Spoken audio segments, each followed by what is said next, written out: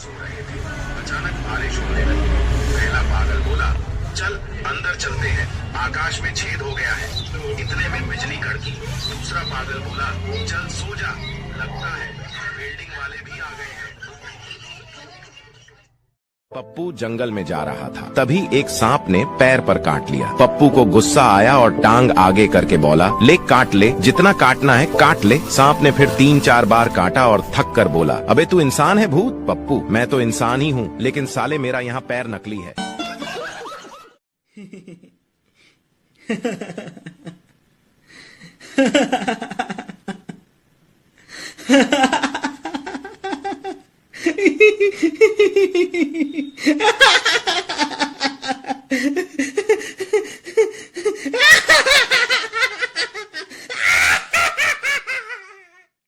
Japan ने एक चोर पकड़ने वाली मशीन का आविष्कार किया। जब उस चोर पकड़ने वाली मशीन का एक्सपेरिमेंट अमेरिका में हुआ तो मशीन ने चोर को 10 मिनट में पकड़ लिया, और जब चाइना में एक्सपेरिमेंट हुआ तो मशीन ने चोर को 5 मिनट में पकड़ लिया, और जब आखिर में इंडिया की बारी आई तो 2 मिनट में मशीन ही चोरी हो गई भाई साहब। चलो बेटा, अंकल को पोएम सुनाओ। हाँ बेटे, सुनाओ सुनाओ। नमस्ते अंकल। एक कौवा प्यासा था, घड़ा में पानी नहीं था, कौवा मर गया। हाँ भाई, तुम लोगों में से होमवर्क किसने नहीं किया? पप्पू, होमवर्क क्यों नहीं किया? सर लाइट नहीं थी। तो मोमबत्ती जला लेते। सर बाती नहीं थी। माचिस क्यों नहीं थी? सर पूजा घर में पड़ी थी। तो जाके ले आते। नहाया नहीं था। क्यों नहीं नहाए थे? पानी नहीं था। पानी क्यों नहीं था? मोटर नहीं चल रही थी। मोटर क्यों नहीं चल रही थी? जमाइला अभी तो बताया, लाइट नहीं थी। ये बनेंगे टीचर। फिर ये टीचर्स लोग, ये लोग तब तक मारते हैं बच्चे को जब तक बच्चा रोए नहीं। इसलिए लड़कियां तो मार खाती ही नहीं है, क्योंकि लड़कियों के पास कुछ ऐसा रहता है, इनबिल्ट रहता है इनके अंदर कुछ, कि ये विद इन अ सेकेंड आंसू निकाल सकती है। बेटा बेटा बेटा, अभी तो मैं कुछ करा भी नहीं है। बेटा बैठ जाओ, चुपचाप जाओ, बैठ जाओ, बैठ जाओ। चल लल्लू, कहाँ से कबूतर बोल रही हो? ठीक है, ठीक है बुआ बुलवाऊ। कहाँ से कबूतर? बुआ ऊपर। कहाँ से खरगोश? बुआ बेहोश। कहाँ से गमला? बुआ पे हमला। कहाँ से घड़ी? मम्मी से बुआ लड़ी। कहाँ से कुछ नहीं, फूफा की मूछ नहीं। भारत में बिस्कुट बनाने वाली केवल 2 कंपनियां ही फेमस है। एक है मारीगोल्ड, दूसरा है पार्ले जी। एक कप में जाता नहीं, दूसरा जाता है तो वापस आता नहीं। हाँ भाई, तुम लोगों में से होमवर्क किसने नहीं किया? पप्पू, होमवर्क क्यों नहीं किया? सर लाइट नहीं थी। तो मोमबत्ती जला लेते। सर बाती नहीं थी। माचिस क्यों नहीं थी? सर पूजा घर में पड़ी थी। तो जाके ले आते। नहाया नहीं था। क्यों नहीं नहाए थे? पानी नहीं था। पानी क्यों नहीं था? मोटर नहीं चल रही थी। मोटर क्यों नहीं चल रही थी? जमाइला अभी तो बताया, लाइट नहीं थी। ये बनेंगे टीचर। टीवी कितनी देर तक देखते हो? 3 घंटा।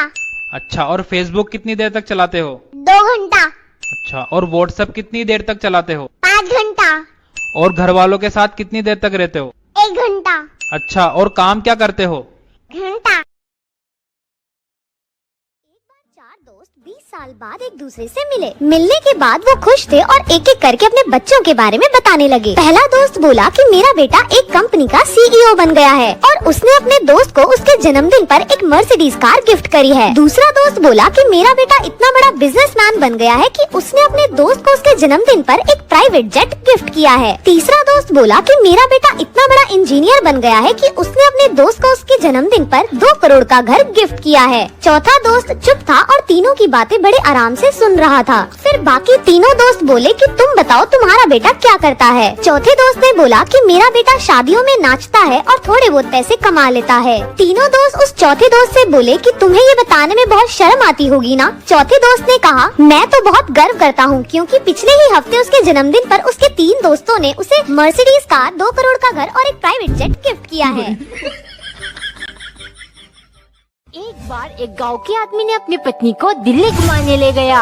जब वो दोनों कुतुब मीनार के पास पहुँचे, पति बोला, अच्छी तरह से देख लो, फिर गाँव जाके ना कहना कि लाल किला नहीं दिखाया। ये सुन पत्नी को हंसी आ गई। वो बोली, अजय ये लाल किला नहीं कुतुब मीनार है। पति को गुस्सा आ गया और वो पत्नी को थप्पड़ मारकर बोला, दिल्ली घुमाने मैं लाया हूँ या तू लाई है। फिर दोनों गुस्से में गाँव वापस आ गए। शाम को पति ने कहा, मेरे लिए खाने में पराठे बनाना। पत्नी रोटी बनाकर पति को देते हुए बोली, लो खाओ पराठे। रोटी देख पति बोला, ये पराठे हैं, ये तो सूखी रोटी है। फिर पत्नी पति को थप्पड़ मारकर बोली, पराठे तूने बनाया या मैंने? एक जापानी टूरिस्ट इंडिया आया, उसने टैक्सी ली और उसमें बैठ गया। इंडिया का ट्रैफिक देखकर वह थोड़ा परेशान सा लग रहा था और अपने जापान देश की तारीफ करता जा रहा था। तभी रास्ते में एक कार तेज रफ्तार से निकली। तभी उस कार को देखकर वह टूरिस्ट चिल्लाया, अरे वो देखो टोयोटा की car, made in Japan, very very fast. तभी 5 मिनट बाद एक और कार निकली। वो टूरिस्ट फिर चिल्लाया, अरे ये तो निसान की कार थी, ये भी made in Japan, very very fast. Taxi driver Hindustani था और उस जापानी टूरिस्ट को अपने देश की इतनी तारीफ करना उसे अच्छा नहीं लग रहा था।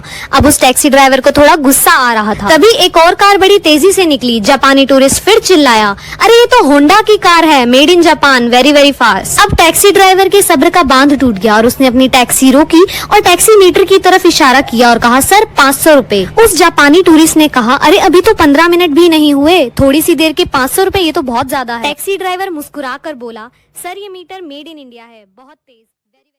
एक आदमी नदी में डूब रहा था। वो जोर जोर से चिल्लाया, गणेश जी बचाओ, गणेश जी बचाओ। गणेश जी आए और नदी किनारे नाचने लगे। आदमी, प्रभु आप नाच क्यों रहे हो, बचाओ मुझे। गणेश जी मुस्कुराते हुए बोले, तू भी तो मेरे विसर्जन में बहुत नाच रहा था।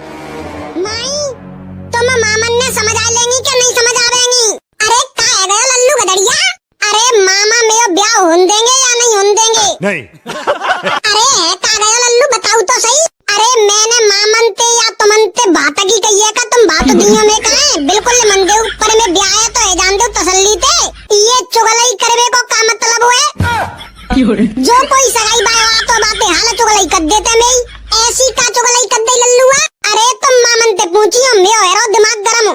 बात तो ना देनो तुमने तो मत देऊ, भूखन थोड़ी ना मर रहे हम। पर ऐसा थोड़ी ना हो तो है कि सगाई बाय आ रहे हैं बिनते तुम जाके चुगलाई कर देऊ कि लड़का दारू पिए तो है, राणाबाजी करतो है, ये करतो है, वो करतो है।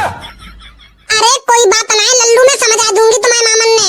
अरे तुम ना समझ आ रही है को दिना और ना नाना नानी समझ आता। मोए पते है भाता के चक्कर में हाल जाके चुगलाई करे आते हैं। मैं खोपड़ी से दोस्तों एक सेठ अपने दोस्त के घर गया। दोस्त के घर खाना बहुत स्वादिष्ट बना था तो सेठ गले तक ठूस ठूस कर खा लिया। लेकिन जब वो अपने घर लौटा तो उसने देखा कि उसका नौकर खीर पका रहा था। अब सेठ को खीर की चिंता होने लगी। उसने सोचा मेरे पेट में तो जगह बची नहीं है, अब कहीं खीर नौकर ना खा ले। इसलिए सेठ ने एक प्लान बनाया। सेठ नौकर से बोला, आज हम दोनों भूखे सोएंगे, सुबह हम में से वही व्यक्ति खीर खाएगा जिसने सबसे अच्छा सपना देखा होगा। नौकर और सेठ दोनों सो गए। सुबह उठकर सेठ ने नौकर से कहा, मेरे सपने में एक आदमी आया था, उसने मुझसे कहा कि खीर पर बस तुम्हारा हक है, सुबह उठकर तुम सारी खीर खा लेना। यह सुनकर नौकर हंसने लगा। नौकर को हंसता देख सेठ बोला, अरे तू हंस क्यों रहा है, इससे अच्छा सपना तेरे बाप को भी नहीं आ सकता। नौकर बोला, मालिक मेरा सपना तो सुनो। मेरे सपने में आप डंडा लेकर आए थे और आपने मुझसे कहा जा खीर खा ले, नहीं तो सुबह खराब हो जाएगी। इसलिए मैंने तुरंत उठकर वह खीर खा ली और जो बची थी उसे कुत्ते को खिला दी।